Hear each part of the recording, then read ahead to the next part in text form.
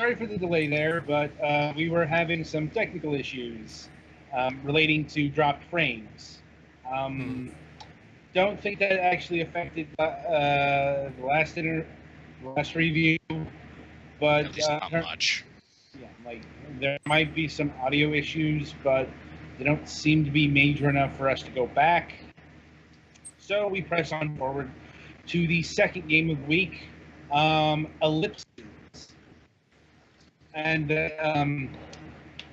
that's not ellipses. It's not the almost circles.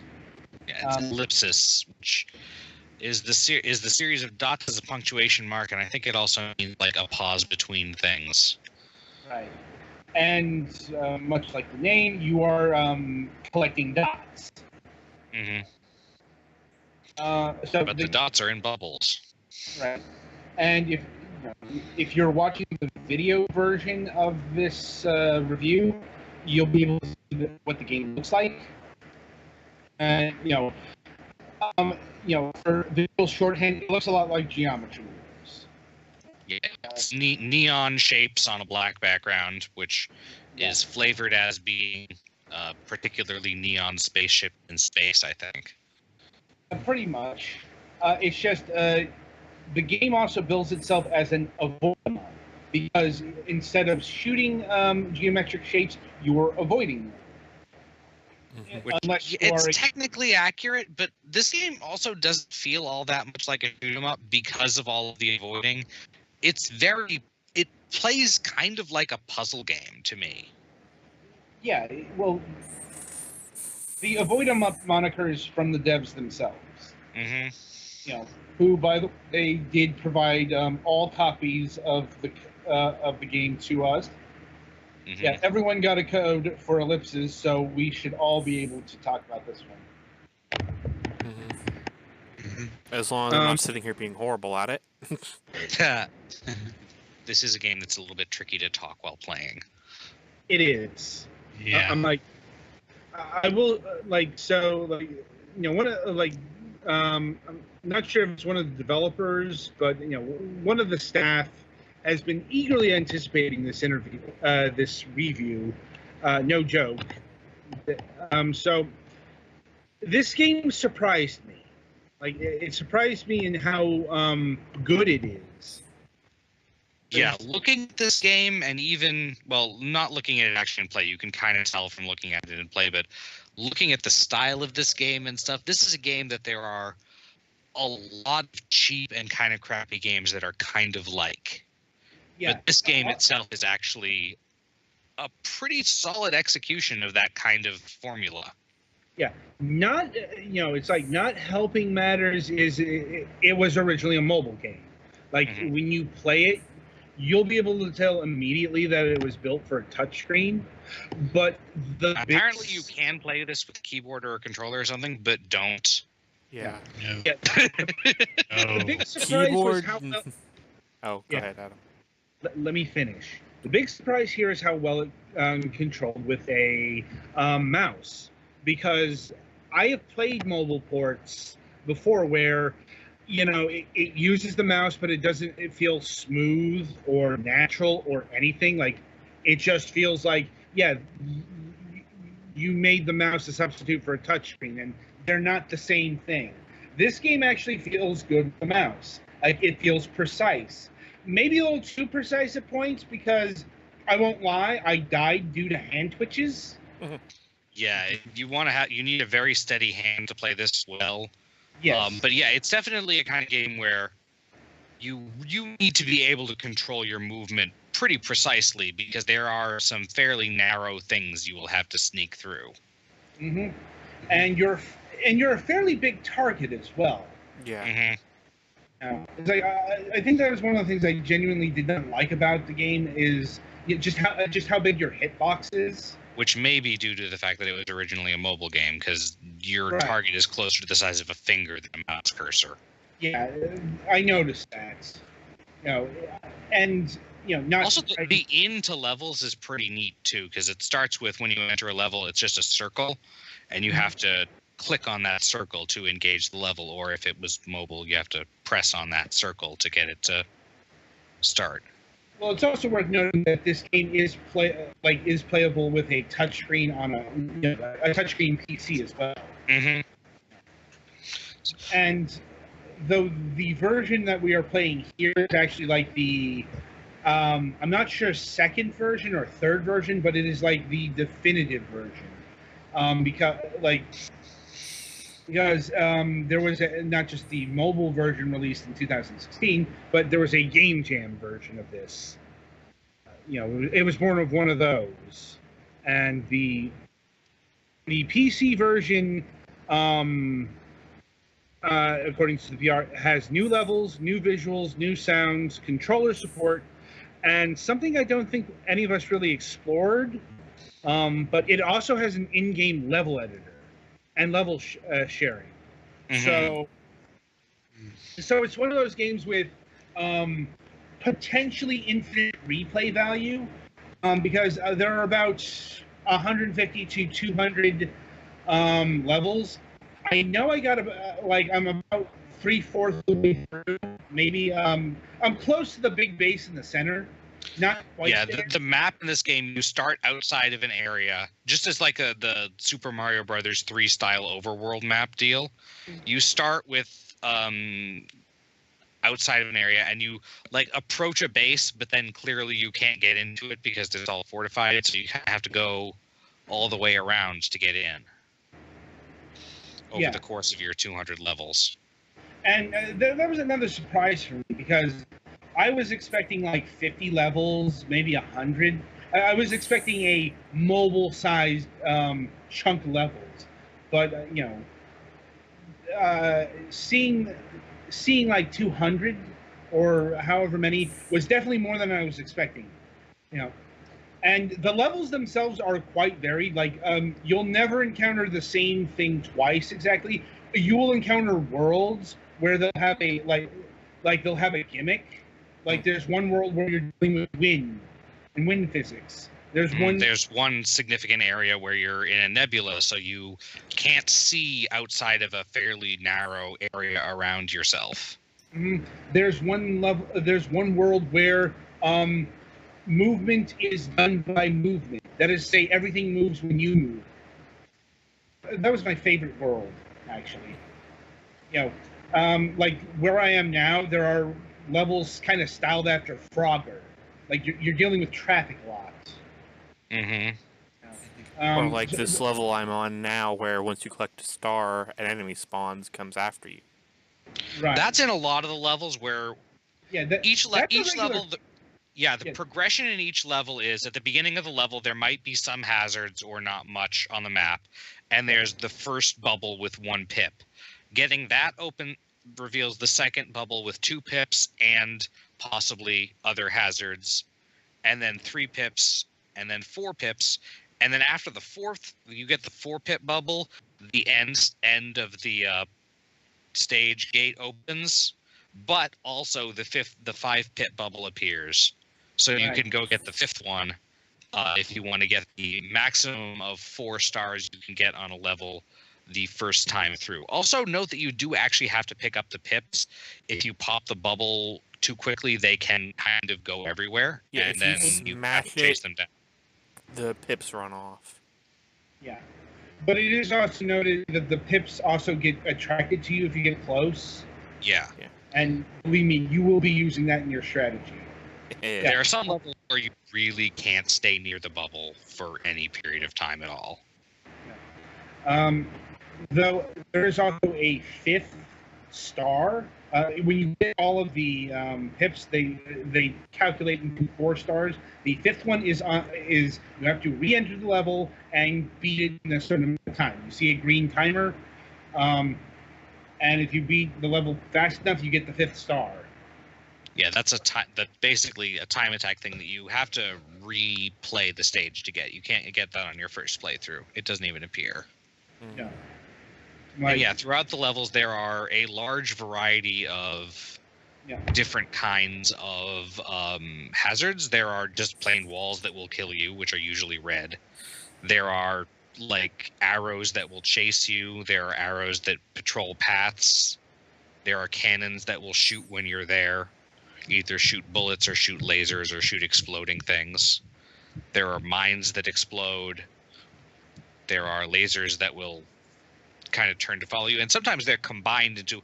There's one notable stage that's pretty cinematic. It's in the Nebula Zone, where there's like battleships made out of one arrow and then a bunch of cannons, and you have to kind of like fly into them to get the pip things. Oh yeah, I actually remember that level. I actually didn't like that one because just how it's much. It's a pain in the ass. Yeah. Well, it's because I honestly thought it was ill-designed because this game is kind of designed with a fast flow in mind.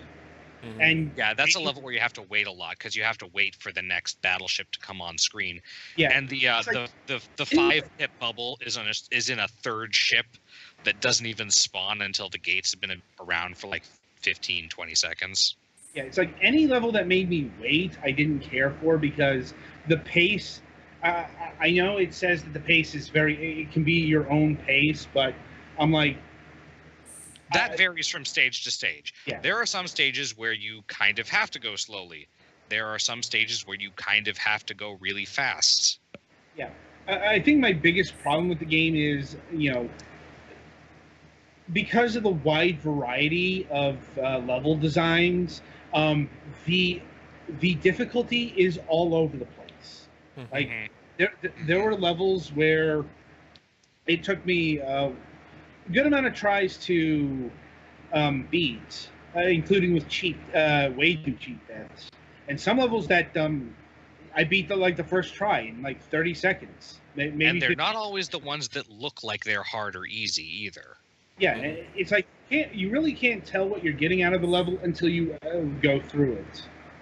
I'm like, it's not necessarily a bad thing, but if you're looking for a difficulty curve or a difficulty spike, that's not what you're getting here. It's more like a difficulty wave. Yeah, and I will say this: the way that the map is designed, rather, you will probably, if you can't beat one stage, there will probably be another stage that you can go around that you can beat, because there are a lot of branching paths in this game. And ultimately, they all kind of join back up, but some of the branches are pretty far. And obviously, that's just for progressing through the quote-unquote story or progress of the game. Right. Obviously, you eventually want to beat everything, but you don't have to beat everything if you don't want to. Mm-hmm. And let's see, there is I hesitate to say that there's no music completely. Like there's a few. There's electroplankton. Yeah, but in the overworld, like you'll hear some intoning of electric music, but in the levels themselves, they're completely silent. Well, there's no background music, but everything that happens, right, practically will either have a plink or a there's or a something. Well, there are sound effects. Mm-hmm. But I'm like, that's probably one of the starkest contrasts to, say, Geometry Wars. Because Geometry Wars, in all of its various incarnations, had a pretty kicking soundtrack. Mm-hmm. Pretty adrenaline-pumping soundtrack. And this has, this is going for the real minimalist route here. And that includes... I do feel like it's sort of constructed so that the sound effects, if you play well, will sort of make almost music, but yeah. Right. But it's not even the thing I can, like soundtrack or there is no music. Yeah, if someone tried to sell me a soundtrack to this game, I would say. And no. Where's the property in Arizona then, right? Yeah. Yeah. Oh. Let's see. Pricing. So the game is $10. If I'm remembering correctly. Let me just go to these. Yep, $9.99. Yeah. And you know what? I'll say that's the perfect price for this game. Yeah, a lot of games that are like this, I would say that that's too much for. But this game has enough variety enough length and enough general quality that I think it's worth that. Right, and even if you like beat all the stages and you 100% complete, there is still the level editor. There's still the sharing section, so you can still continue on ad infinitum if you want to potentially. So, yeah, it's definitely recommended at $10.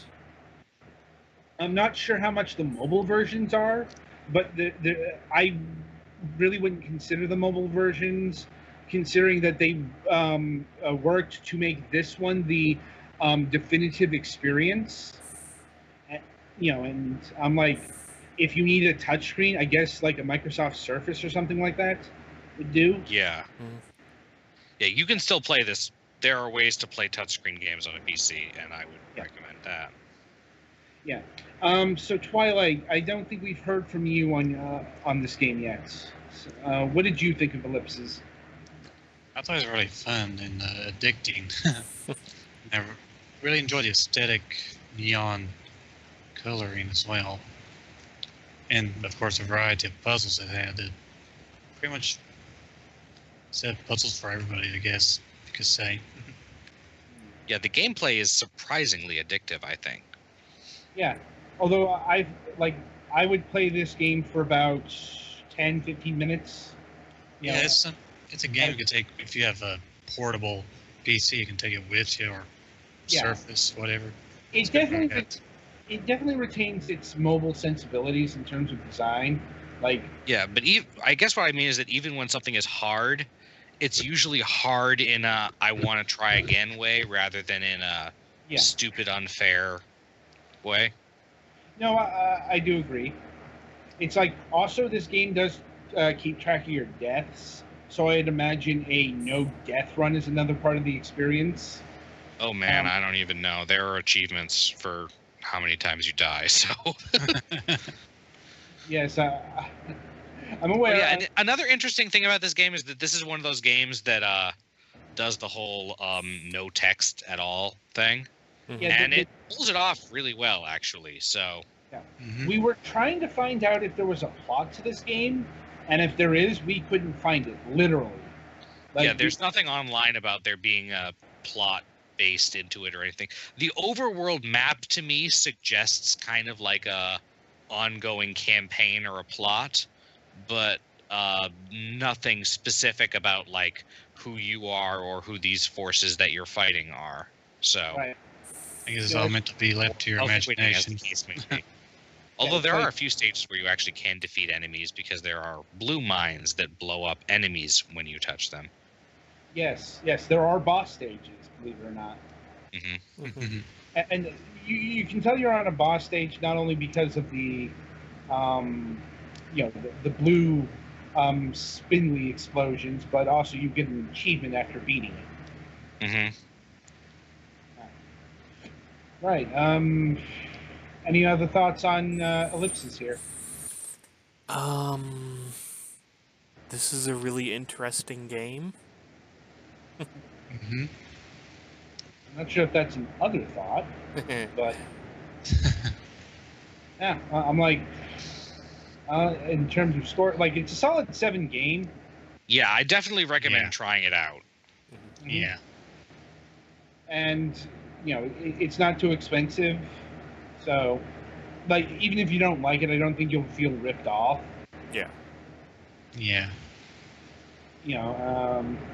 And it's available for PC, Mac, and Linux. So, whatever your operating system, you can pick it up. And I think that'll about do it for this week in Fragments Silicon Reviews.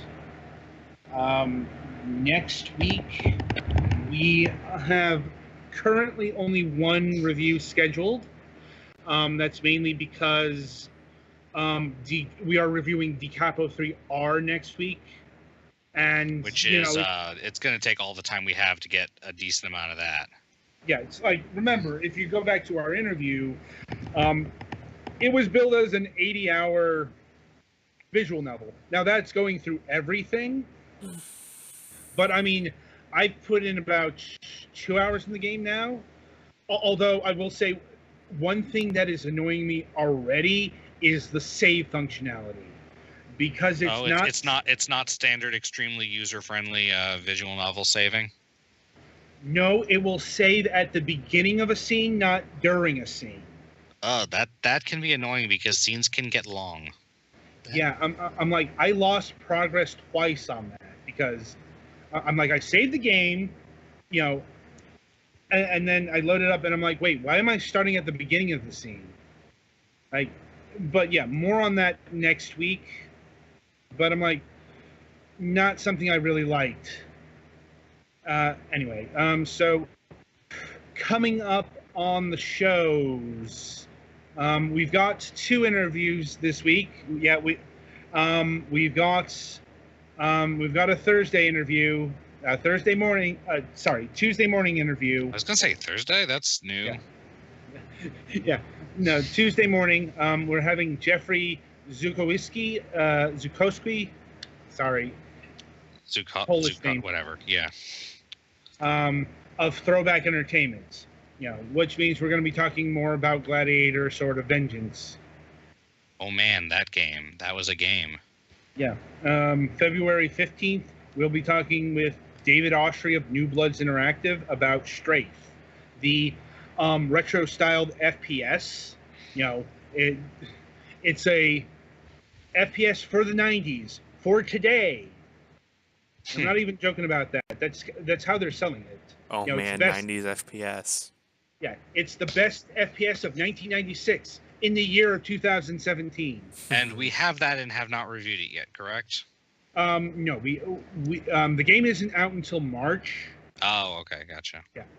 So I'll see if we can't get the game, but no promises there. Mm-hmm. No, I just because it sounded familiar, but yeah. Even if we can't get the game, I might just go buy it anyway because it looks fun. Yes, I'm like, yeah, I like what they're doing here because you have my interest. Keep it. Well, yeah, it's like, well, quite frankly, we need more retro-styled FPSs. Indeed. Anyway, and we have an episode of MSP currently slated. We'll let you know if it gets canceled. Mm-hmm. Yeah. So that's the schedule for the week ahead. And until Tuesday, I wish you good gaming.